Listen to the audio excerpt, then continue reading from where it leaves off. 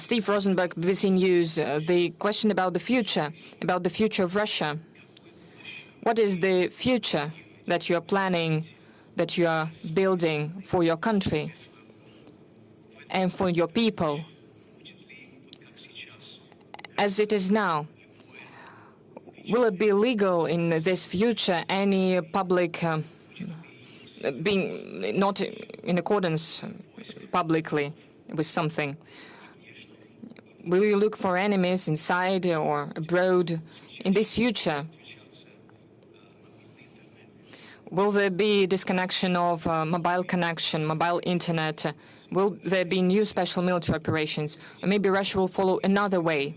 I remember you said once that the future is in our hands, in the hands of all of us. But in fact, the whole power in Russia is in your hands. It means that the future as well, what it will be it be the continuation of what we see now? Thank you. What will be the future of Russia? Are we going to punish legally for the actions who do not agree with the people? Are we going to penalize it?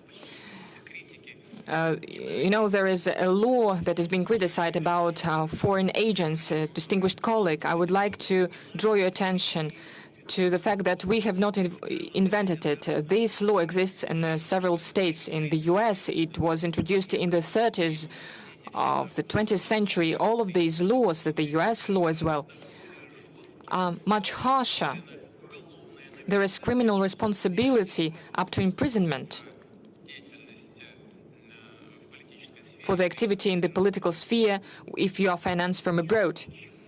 We have nothing like that. According to our law, it is just necessary to declare that you have some sources of financing. We don't have any repressions. We don't have any criminal responsibility. If people stop engaging in political activity, or when they stop using foreign sources of financing, they are eliminated from these lists, and there are many of such examples. And what is going to be with BBC, because there is a million lawsuit from the president of BBC. Well, these are their family matters. They should deal with them themselves. I don't want to interfere. I just don't want to touch upon this topic, not to make it more difficult for you. There is such problem. There is a problem of falsification of information, fake news, and I think that President Trump is right. But it's not that important. You asked whether there will be new special, that there would not be a NATO eastward expansion even by an inch. It was a direct quotation. As it said, as we say, we just continue to escalate the situation, speaking all the time that they're preparing for war with Russia. But as far as I know, you live here for many years. But I think you understand it. And those who speak about war with Russia also understand it. Are we truly going to attack Europe? This is nonsense. This is done based on the political reasons. And this is done to create the image of an enemy. They are creating an image of an enemy, and they're making Russia the enemy, to hide the mistakes that were made systemically for leaders, for many Western leaders for several years in economy, in the sphere of social policy. Where is this green agenda when we see new coal plants being opened? Nuclear plants were closed, and now they're returning to them. This is a mistake after mistake. And they are trying to make Russia an enemy. They want to distract their people from their own mistakes with the help of the external affairs. And your questions constitute attempts of similar kind. You said that all the power belongs to me and is in my hands. Well, yes, President of Russia is vested with powers and credentials, and the borderlines of this power are clearly enshrined in our fundamental law, Russian constitution. And when legislative decisions are made, I enact this law by signing them, as in any other country. But I cannot tell you with a firm what proportion, well, probably a big chunk of these laws is initiated by our MPs, deputies, or senators. These are hard facts. Obviously, the President of Russia has a lot of powers, but I believe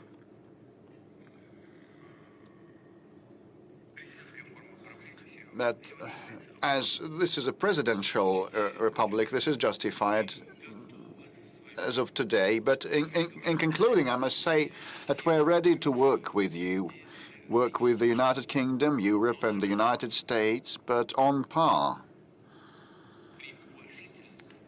given the due respect for one another that should be in place. And frankly, incidentally, if we end up there, everybody will benefit. I have already recalled one of the conversations that I witnessed. The former Germany's Chancellor Kohl, back in 1993, he said that the future of Europe, if Europe wanted to be preserved as a standalone civilization center, should be together with Russia. And we are mutually complementary in a natural way, and we must work together and make headway, he said. Otherwise, Europe would disappear. He said, well, look, Russia, despite seeing a slowdown of our economy to 1%, still ranks fourth in terms of GDP size by PPP, following China, US, and India. Russia is number 4. We are followed by Japan and Germany. The United Kingdom that you represent today, unfortunately, ranks 8th or 7th or 9th, probably 7th or 8th